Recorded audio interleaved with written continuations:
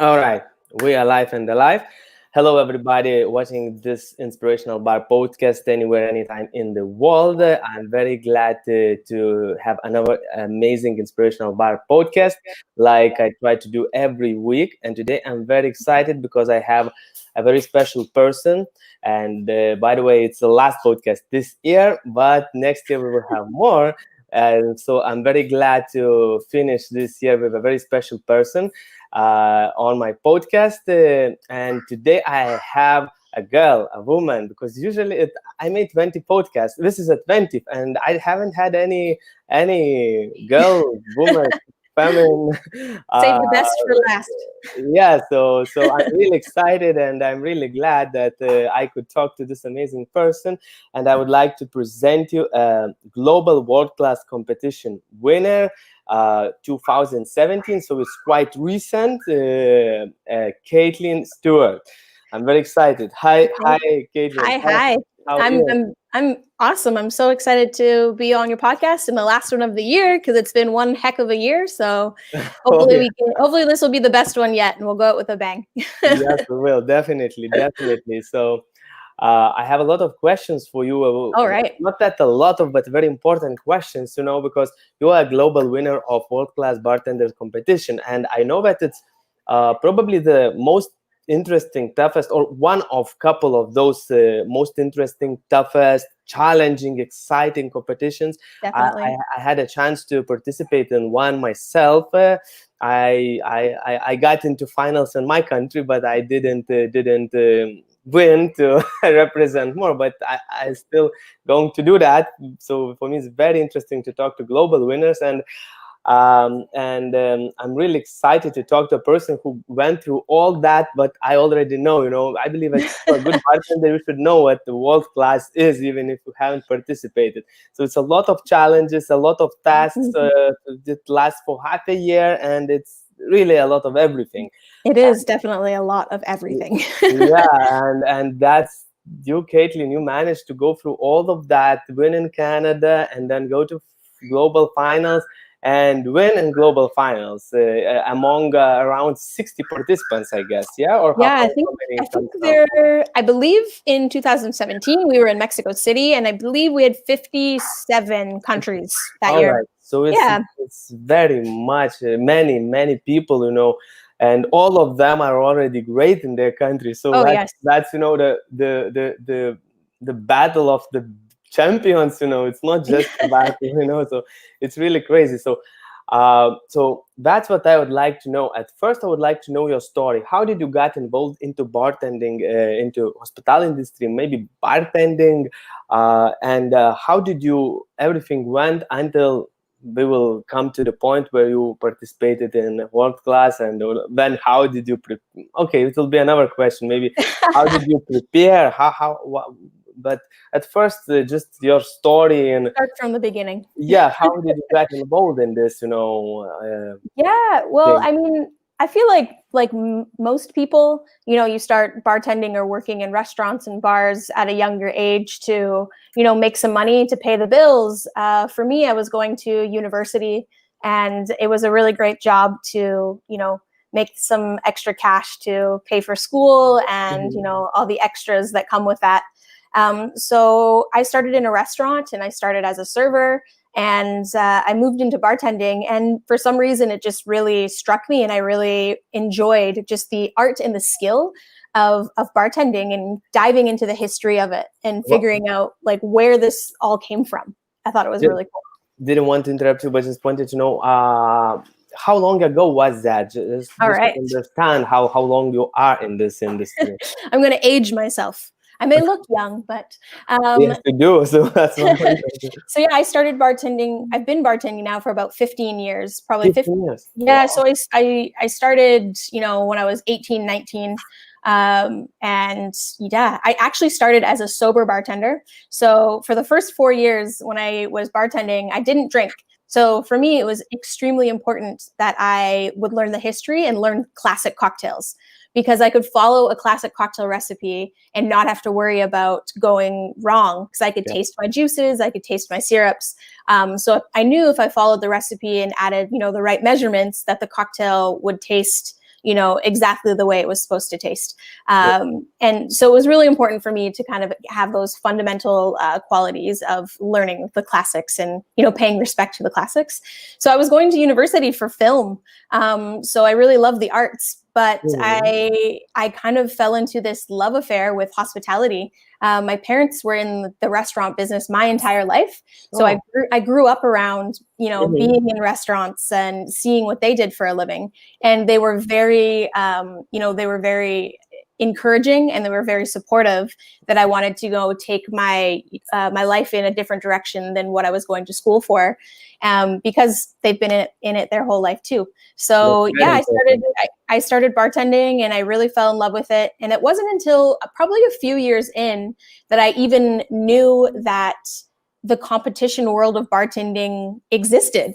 I was just, having fun, making drinks, working in nightclubs, working in cocktail bars, working in restaurants, just kind of, dipping my foot into all aspects of hospitality. And then I had a mentor that I worked with, and he actually entered me into my first competition. I didn't have a choice. He was like, "You're doing this." And I said, "I don't even know, what is this? What do I do?" How long you've been in the industry when you entered your first competition, and how was it? So I entered my first competition, I want to say it was probably 2000, I was probably bartending at that point for at least 10 years.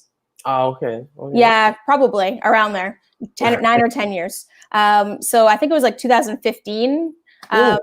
2015 that I entered my first competition, 2015, 16. So yeah, I had done, but in that time I had, by the time I had entered world class, I had done, any local competition that came up, I really was, it fueled me to enter the next one and the next one and the next one. Yeah, I feel you with this. It's just, I grew up dancing, and I grew up singing, and I grew up acting. So for me, the performance side of the competition kind of came easily, because I was used to being in front of crowds when I was younger, dancing in front of an audience or what have you. So I didn't get stage fright, and I felt pretty comfortable, with a story and, all this. But walking and talking and bartending and, telling a story, it's at the same time can be quite difficult.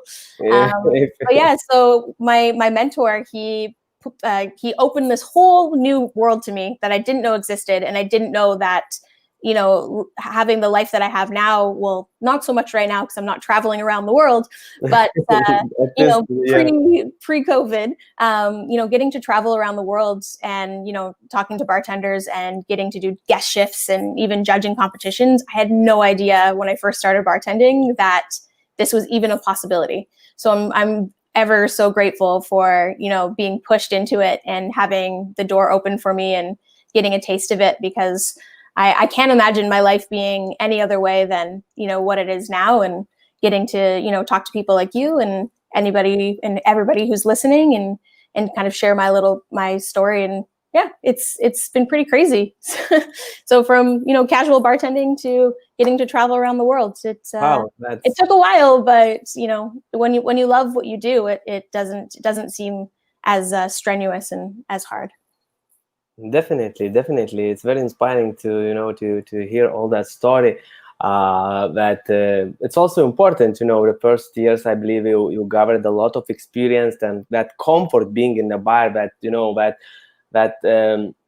how to say, that muscle hand movements, everything, a big bottle and something, it gets just with the ear. You can't do it fast. You can do it faster by doing it more, but still you can't do it very fast, even because the day has 24 hours. You can't think more, you can. But it was, even just going and sitting at other people's bars and watching them and how they were bartending. I learned a lot from that. But then every competition that I entered, obviously you enter a competition and you're like, oh, I really want to win this. But every competition was an opportunity for growth and an opportunity for, just experience. So I could see what my fellow competitors were doing, and kind of where their mind took, the competition brief and, where they got inspiration from, maybe certain techniques they were using that I had never used before. So yeah, every competition leading up to World Class and even World Class itself was a great learning tool, and it was super educational for me. Even now when I judge competitions, it's amazing just to watch competitors and see their passion, and it makes me want to be that much better. That makes me want to continue to learn and continue to grow, because this industry, you can never stop learning and you can never stop, growing, because it's always evolving and always changing, which is, one of the main reasons why I love staying in this industry and being a bartender. Cool, very cool, very cool. And Kaitlyn, so now we came to the World Class point, so Yep. so how was it? You entered it probably as in any other competition. Okay, one more, let's do it. Or was it like something different? How was it? How was your World Class experience from the point you entered it till the point you won Canada title? Well, I had heard of World Class, obviously. We had some amazing Canadian competitors before myself that had done really well in the competition in years past.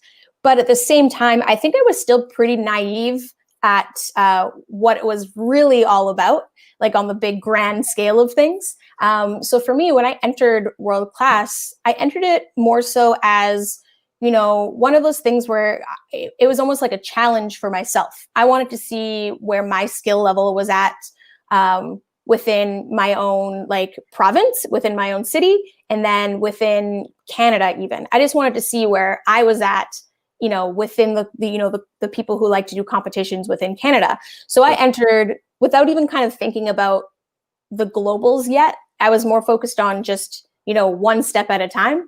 So when I started the Canadian series portion of the competition, it was pretty intimidating, just because, you're competing against your fellow bartenders, some that you live in the same city with, some from, the other end of the country that you've never met before, but maybe you've seen them or heard about them. And, people are like, oh, this person's really good. And this person's really good. And you're kind of like, you get yourself all nervous and worked up. But for me, I stayed really focused. And I really, really wanted to stay true to who I was as a bartender.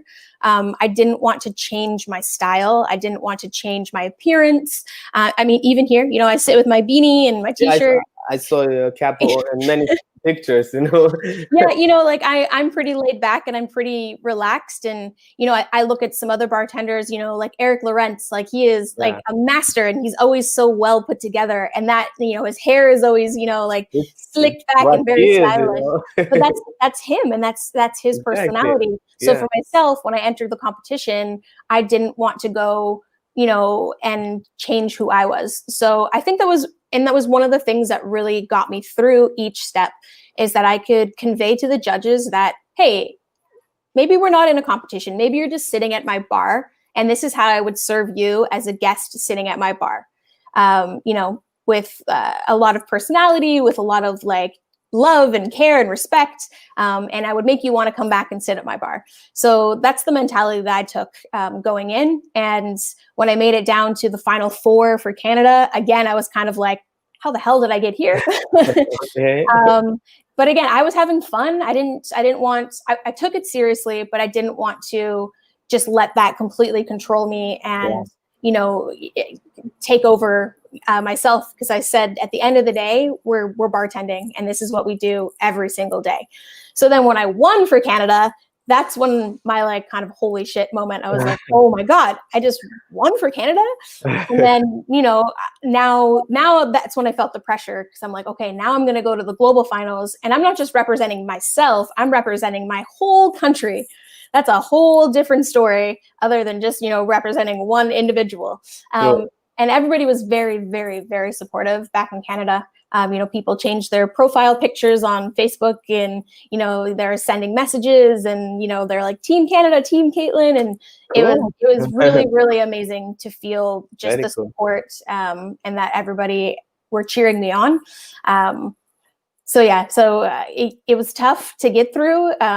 I think they say, I like to call world class is like the Olympics of bartending.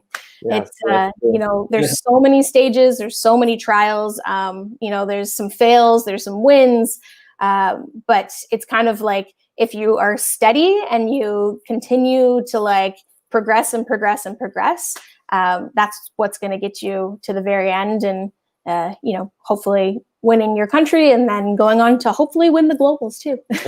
Hopefully, Yeah. now we know that hopefully it turned to be a true result for you.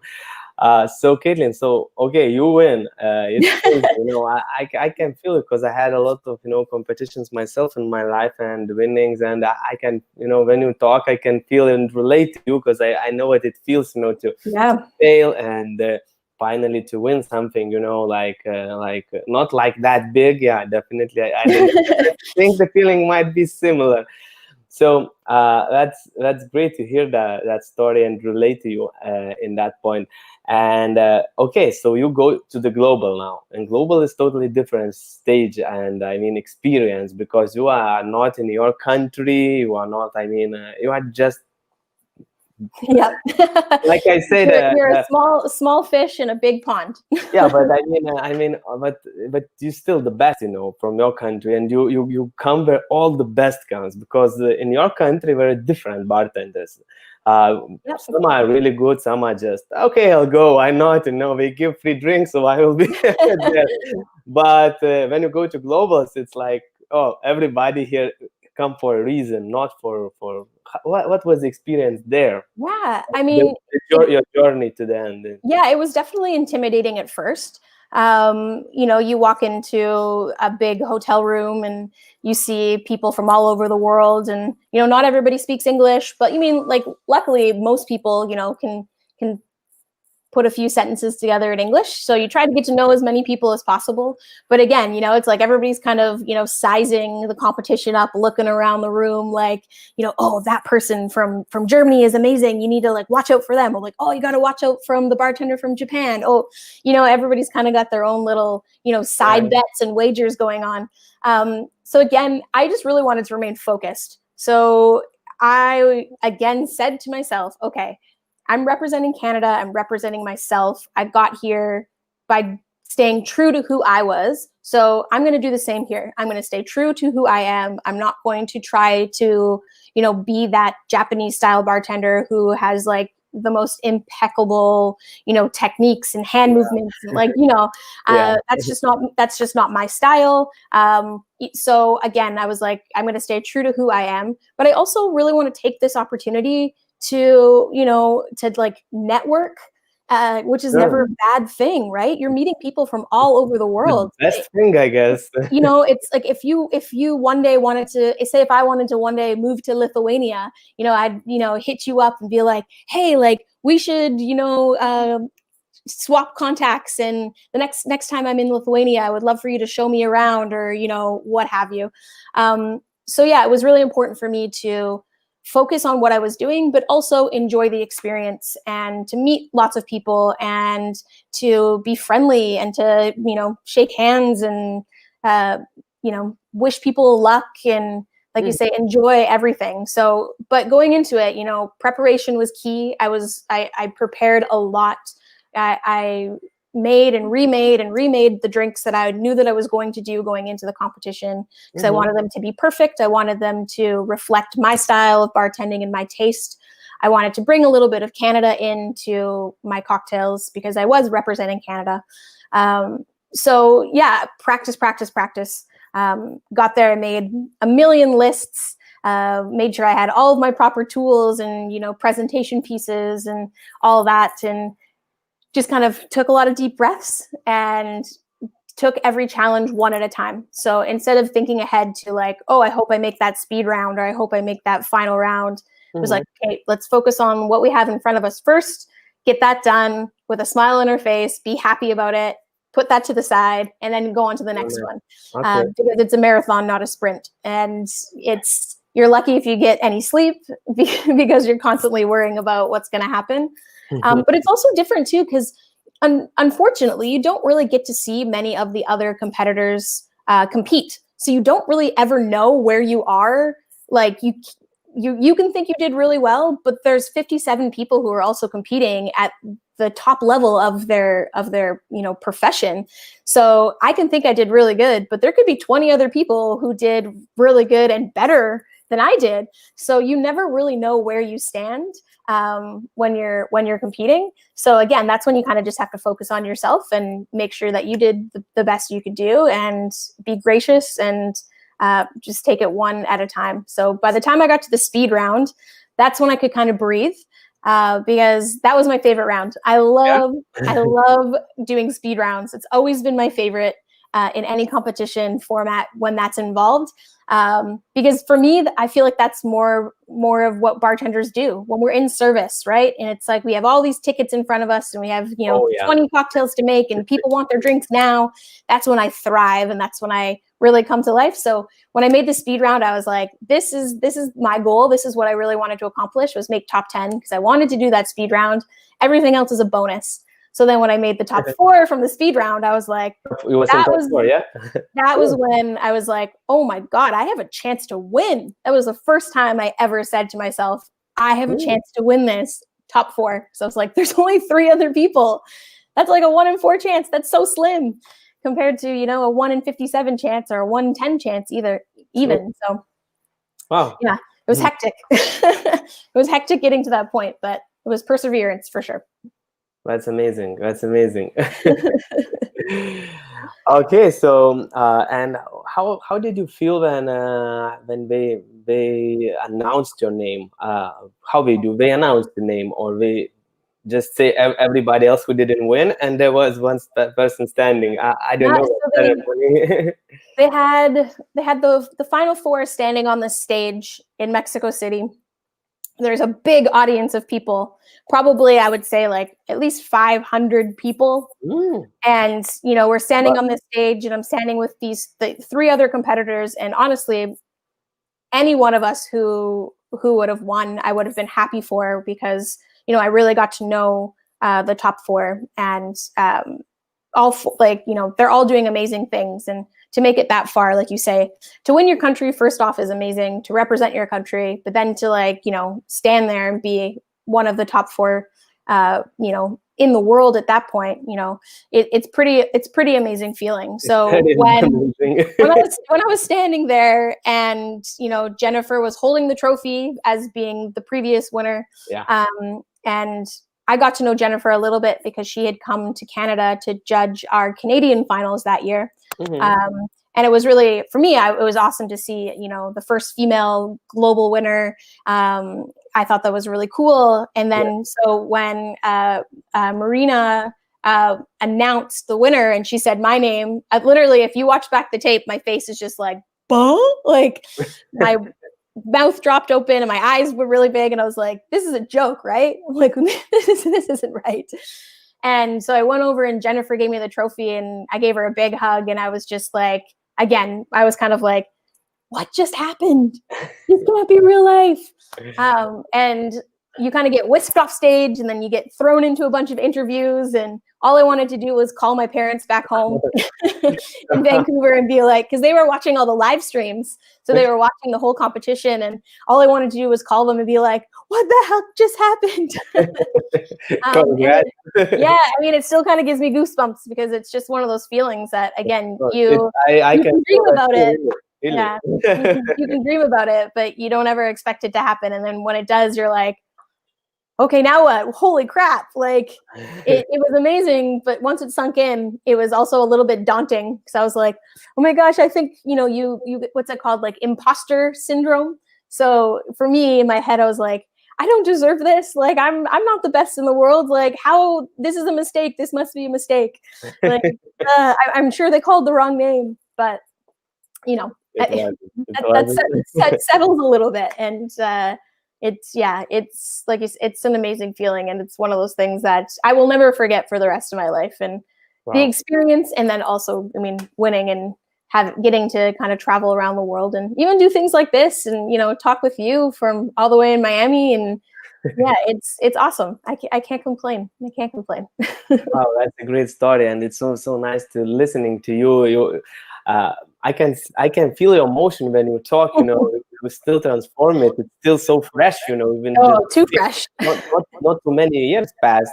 It's just a couple of years, but it Yep. feels like it happened yesterday, when you talk. It's great. It's wow. So, and congrats one more, Oh, for thank you.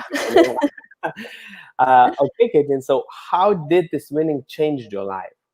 Oh, wow. I mean, from the obvious of, kind of this job security of getting to travel around the world and, visit parts of the world that, I only dreamed of visiting, and getting to do it while also doing what I loved was really cool and really special. It's one thing to be, a visitor or a tourist in a city or a country, but it's another thing to be welcomed with open arms and invited to stand behind other people's bars and get to bartend with other like-minded bartenders and see the happiness on their face. And it's still strange to me when, I get somebody who says like, oh, I really look up to you and you're an inspiration. And to me, I'm still like, that still baffles my mind, but it's really fun to be able to stand alongside fellow bartenders and, share our knowledge and share our experiences. So getting to travel around the world and talk to bartenders and do what I love, that completely changed. I still love being behind, the bar at home here in Vancouver, because I love hospitality and I love my customers and my guests and my regulars who sit down time and time again and, like to drink the cocktails that I make and just, have conversations with. But it's been a real bummer kind of being stuck at home, but hopefully we'll get back to it, soon enough. But stuff like this and getting to even connect with even more bartenders over Zoom conversations and, different seminars and trainings, it's been really special and it's been really cool. So I never thought that in my career when I first started that I would be at this stage where I'm kind of looked at as a mentor and I can, be a mentee or a mentor to other bartenders, and share a little bit of my advice and a little bit of my wisdom, however little that is. But it's changed completely. It's put me on a different platform that I literally never imagined that I would be. So I'm very, very grateful for that. And I would never want to take that for granted, not for 1 second. Great, amazing. That's what I want to show to our people with this podcast, by listening to highly successful people in our industry, their stories and how they reached that and how their life changed. So just for people to see more wider opportunity of bartending, because not all bartenders see that as a opportunity like that. For example, travel the world, do those things. Some people think that bartending is just to pour beer, you just get your money, that's it. But it's not. And it's just in my country, especially, in America is still better because it's maybe bigger money here. But in my country, people see it quite narrow. It's just the students who do that, for extra money, just for extra money, not because in my country you can't really make good money. Of course, if you are good, really good, you can make okay. So it's very important to listen to stories like yours to get inspired, because sometimes I know myself you are a little bit down and then of course need some inspiration. And when I'm listening to you now, I'm just thinking, wow, I want to go to some cocktail competition, because now when I moved to America, it's a bit, for me, it's everything new. So I didn't participate nowhere. So, but sometimes I want to go. Where is those competitions? And now, of course, a visitation, many competitions canceled. But even you are proving that there's so much more just to, standard bartending, right? You can have a podcast all about kind of bartending and where it can take you. So yeah, it's definitely, I think bartending and like this industry and this profession, it's kind of all what you make of it. Some people enjoy just being that casual bartender, at the same place for X amount of years.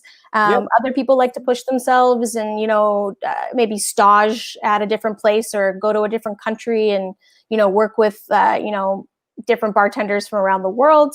But we're at a time and place and age in like the world that we have so many things at our fingertips that if we don't take advantage of, online learning or like you said, like diving into history books or listening to podcasts, or even just reaching out and like, sending a message to one of your favorite bartenders and asking them that simple question of like, hey, like, how do I start making my own bar tools, or how do I get into writing a cocktail book, or, it really is what you make of it. And it's how much you push yourself is really where you're going to kind of, set that bar and jump over that bar for yourself if you want to continue to grow in this industry. But again, I mean, it's not for everybody, but for the ones that want to take advantage of it, it's definitely there to be taken advantage of. And I think that's the fun part of this industry. It's always evolving and always changing. Like I said, I'm learning every day still. That's amazing. That's great, because you have to learn all the time. And actually, in any industry you are, if you want to stay competitive, stay challenged, and stay to be interesting in things, you have to learn. If you just stop learning, everything becomes boring, routine, not interesting life. I mean, okay, Kaitlyn. So very important question now. What do you think it's from your experience, because sometimes people start to think more wider. So in these questions, I want just your experience, just how you think. What are 3 most important things? What helped you to win world-class bartending competition? But most important, because of course there's a lot of things you have to pay attention, but those 3, because those 3 that you believe was that got you a little bit up from all others. Yeah, I mean, first and foremost, staying true to who you are is the most important. Everybody knows how to make a drink when you're at these competitions. So it's really how you can make that experience that much better. So staying true to who you are and what you can offer is always my biggest piece of advice, is be yourself, because there's nobody else like you. So you must be yourself, stay true to yourself. Know how to multitask. Multitasking is very important. So whether you're, mixing a couple of drinks at a time, or, presenting to a judge while you're talking, make sure you're doing other stuff too. So maybe you're stirring your drink while you're talking, or, polishing a glass while you're talking. It's always important to, be that multitask, because there's usually a time limit on competitions, right? So when those seconds start ticking down, you want to take advantage of that time, all the way through. So multitasking is very, very important. And also practice. Like, you don't want to make a drink for a judge that maybe you've only made 1 or 2 or 3 times. Practice on your friends, practice on your regulars, practice on even like strangers. Like, get your friends to bring some of their friends in, or and get them to blind taste some cocktails and get the opinion, because what might taste good to you and what might you enjoy personally might not what be like the judges are looking for. So practicing is super important, and on many different people, not just yourself, because you always want to get that opinion from other people of, how things are tasting. And then once you have that recipe dialed in, again, practice, practice, practice. You always want to do that. So be yourself, multitask, and practice. Those are my top 3. Very good advice. It's simple, but it's good, It's simple, but I think people forget like the simple things, They always want to think about the elaborate, showpiece, or all that stuff. But if you don't have the basics down, if your drink isn't diluted to like properly, and you're giving me like a hot martini, unfortunately, all like the other stuff kind of goes out the window, because at the end of the day, it's about that drink in the glass, because it's still a cocktail competition. So you always want to make sure that the cocktail, the spirit of choice, is the star of the show, and everything else is bonus. All right, great. Thank you. Very good advice. It's very, very important. And the more I talk on this podcast, the more I understand that everything is in simple things, but in really focusing on them. Because I also, when did those competitions, many times I was thinking that it's, something not like mystic, but more complicated, and then you complicate things, and that doesn't give a result, See, like I've never worked with a rotovap. I've never worked with like these like high end equipment machinery that are gonna make these insane infusions. Like Wow, that's just okay. that's just that's just not my style of bartending. It never has been. I'm like grassroots. Like, I do have a centrifuge. I have like a mini spinzall. So like, I do like to make clarified juices and, fun stuff like that. I've never had this machine. No.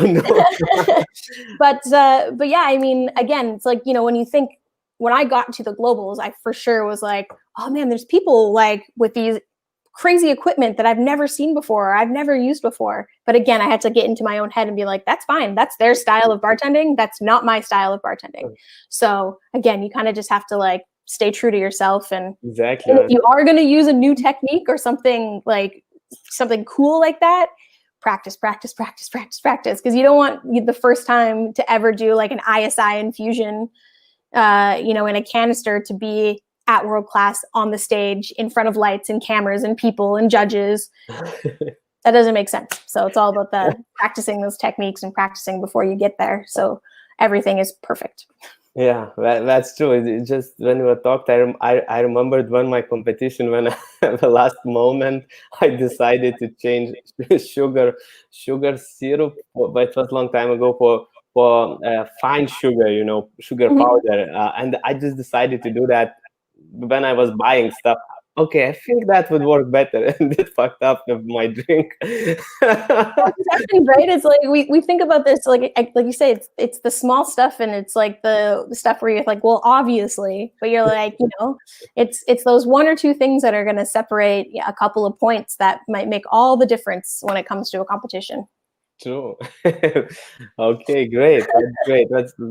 That's what it's important to get those things, and when you hear them from many people, as I always say, many people who won competitions, that they're saying more or less the same. So you understand that, yeah, that's true. That's probably we know better. I don't need to think something complicated. Okay, Kaitlyn. One more question.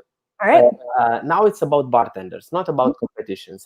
What, in your personal opinion, personal experience, separates good bartender from a really great bartender, really great one?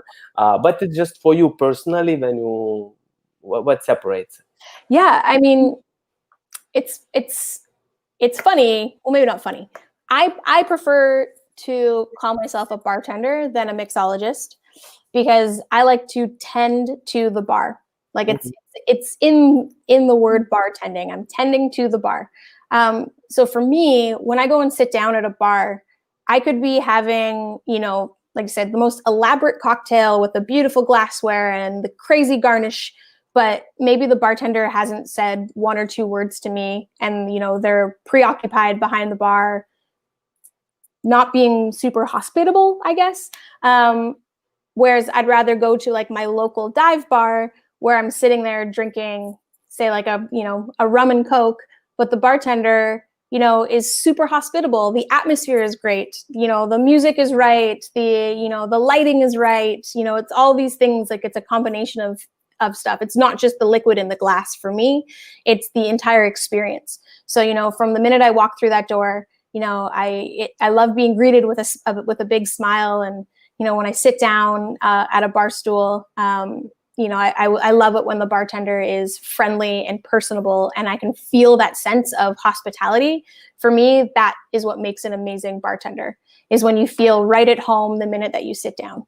And then you can go from the cocktails from there. Like I said, I could be drinking something super simple, but it will make me want to come back every time, because I know that I'm going to have a genuine, amazing experience every time I sit down in that stool, other than going to, the fancy cocktail bar down the street where I feel like I'm lucky to be there, or, I'm being made feel like the bartender or whoever else, or the people sitting next to me, think that they're above everything. So you kind of feel awkward sitting at a seat and maybe not so comfortable. So yeah, for me, it's the genuine experience that makes me, return to a place and return to a certain bartender time and time again. Yeah, all about the hospitality for me.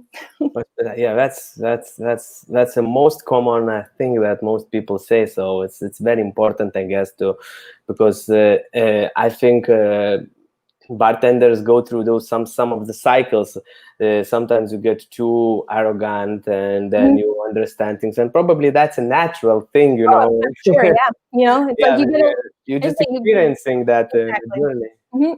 It's always a journey, right? But it's like you said, you could be the best bartender in the world, but it really depends on the people that sit down in the seats, because really at the end of the day, they're the ones paying our bills, right? You Yeah, know, like true. how we make regulars and how we get people to want to come in and spend their hard-earned money on cocktails and their time and their energy, to come and sit down. Why did they pick your establishment versus the one, you know, next door or the one down the street? Exactly. So for me, it's always, I always just feel so like blessed when people come in and they sit down, and if I recognize them and it's their second, third, fourth time in, then that's when I know that I've been doing my job, because they keep wanting to come back and experience it time and time again. Yeah, that's the best thing when they come back. It's always, you know, or then they order the same cocktail and the cocktail you created, let's say. Yeah, exactly. So we definitely know that they liked it. So that's true. Okay, Kaitlyn. Now, a question about a very important question. I believe these times when 20, like today is the not the last day of the year. Tomorrow Almost. Yep. tomorrow is the last day of this year. This really crazy year that's been to the world, and a lot of to hospitality or bartending industry. Like there is still a lot of people who don't have, didn't return to their jobs because their places are not opened or something, you know. So it's very strange year for bartending industry. And I wanted to ask, what do you think the world? How to state the question now? What do you think will change? What do you think will change generally in not just bartenders as a person, but in bartending, in cocktails, and something? Then, let's say in 5 years, when sooner or later we will get some kind of norm that will be a norm, a norm. So, what will change and what will be different in 5 years? What do you think? Than it was like 2 years ago. Yeah, I mean, it's definitely a different time out there right now, especially for, you know, our industry, where we rely so much on people coming to see us and sitting at our bars and, you know, experiencing our cocktail culture. But I think as an industry, we're extremely resilient. And, you know, as you see, kind of as this, you know, last year has unfolded, unfortunately, a lot of places have closed down and will never open again. And, a lot of bartenders are out of work. But, you know, the ones that are managing to stay open, you know, they've really kind of pivoted and, you know, started doing cocktail kits that, Yeah. you know, people can take home with them instead, where they feel comfortable to, you know, make their own drinks at home. So for me, I feel like the accessibility to your favorite bartender has opened up that much more, which is awesome. I find that we're kind of in that time frame of when chefs, you know, when like cooking shows on TV became super popular. You know, you had access to your favorite chefs who worked at these amazing restaurants that maybe you would never travel to. So I feel like that's kind of like what's happening with, like, you know, like the cocktail world. People have access to their favorite bartenders and their favorite cocktail mentors, and, you know, they can experience it virtually now. And, you know, maybe they can't travel to London, maybe they can't travel to, you know, like you said, like Brazil, but they can have that experience of, you know, one of their favorite bartenders maybe teaching them how to make a cocktail at home, and still getting that connection and that personal touch. So I'm hoping in the next kind of 5 years moving forward, our general consumer will appreciate, you know, how difficult this job really actually is, you know, to create new, fun, exciting recipes that they come in and they get to drink time and time again. It's pretty difficult. Like, you know, putting together a menu can be a bit of a challenge when you're trying to be creative and innovative. So I think people now are like, oh, I need so much stuff at home to be able to make a Negroni. If I, you know, just go to my favorite bartender, they can make a Negroni, no problem. I have it in my hands and you know, I'm ready to drink it. I never thought it would be this hard to do it at home. So I think that our industry and our culture is just going to be appreciated, hopefully, that much more. So that, when we finally kind of get back to that, normal status of, visiting bartenders at at cocktail bars and what have you, we can appreciate the craftsmanship a little bit more. But again, I think the accessibility is also awesome. I think we're going to see a lot more of these like RTD, like ready to drink cocktails being put out by our favorite bars and our favorite establishments and even our favorite bartenders. And I think that's really cool too, because, as much as we want people to come out and see us, we also want people to feel safe. So if we can they can support us by, drinking their favorite cocktails that we've created in a fun like can or bottle or what have you. I think that's pretty awesome. And I think it just, again, is one more step and one more advancement for people kind of learning and respecting this industry and what we do and what we bring to the art of making cocktails. Yeah, that's the point that I was also thinking and talking actually a bit on my last podcast with Aristoteles from World Class. He's hilarious. Yeah, he's a very, very cool guy. About that, now you will be able actually, no, you can already, but I think in the future you will be able even more to experience that. Even it's what you said, like cocktail. If you can't go to London, but there are like cool menus and you can't just drink those cocktails, and now you will be able to order them and get in different country probably and just taste the cocktail without going to the bar, because going to the bar, you need resources if you are in another country and to go for the bar, it's a bit a bit of a very fancy thing. Not everybody can do that. So it's nice to hear the similar opinion. So yeah, very cool. Okay, Kaitlyn, I have some simple questions for the end, just to know you better. What's your favorite category of spirits? Ooh, I personally love, I would say either gin or tequila. Okay. Yeah, depends on, I like, my favorite style of cocktail is very light, bright, and refreshing. And I find that, gin and tequila always kind of land in that light, bright, refreshing category for me. Okay. So what's your favorite cocktail?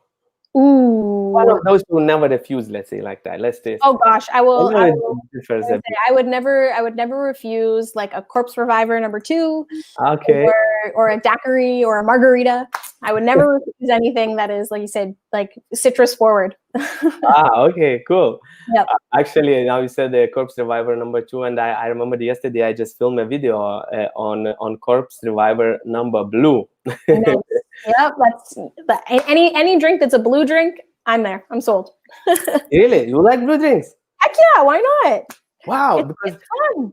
Wow, that's cool. That's cool. It's bad I did the video yesterday, but today I'll be editing it, so maybe I will add your answer. Definitely. I mean, there's nothing more fun than drinking a blue drink. Yeah, because what I made a video on blue drinks, just 3 blue drinks. I thought it's fun. People, eye-catching, and on YouTube you sometimes have to make videos that eye-catching if you want to do something. We are in the age of Instagram, and everybody wants to take a picture of your drink, right? So exactly. The more interesting and unique it is, the more people are going to take pictures of it and post it. And unfortunately, that's just the way things are these days. So that's great. So that's great to hear that you like blue drinks. That's a champion of world class likes blue drinks. Because if you're using a well-made blue curacao, then it's no different than using like a triple sec or a Cointreau. That's definitely true. Oh, yeah. She wanted to be in the podcast as well. What are you guys talking about? Blue drinks? I love blue drinks. I like blue drink too. Okay, so very, very interesting to hear that. I'm happy that I'm not the only one liking blue drinks. So that's very cool. So thank you, Kaitlyn, very much for being my guest. I'm really honored to have you, and it was really great to hear your story, your bartending story, and your world-class story. and it was really great to hear all those points, what you think it makes to win a cocktail competition, what it makes to be a great bartender, because it's really important. Because I believe that if you want to be a better bartender, you have to pay attention to what the best people in the industry Yeah. do. And thank you for sharing all your knowledge and experience. And I'm really look forward to meet you one day in in live, Yeah. in real Same life. So if you come to Miami, when you come to Miami someday, so you just know you have a friend here. So we will meet Awesome. for a blue drink.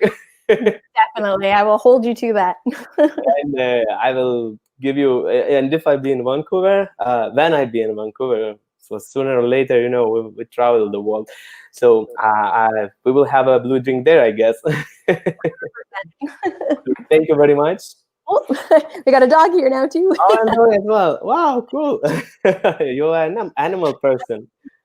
She just came in from her walk. She's nice and wet because it is pouring rain here, and unlike Miami, I'm sure. It's sunny. No, not so sunny today, but it's good weather. Having me on, I really appreciate it.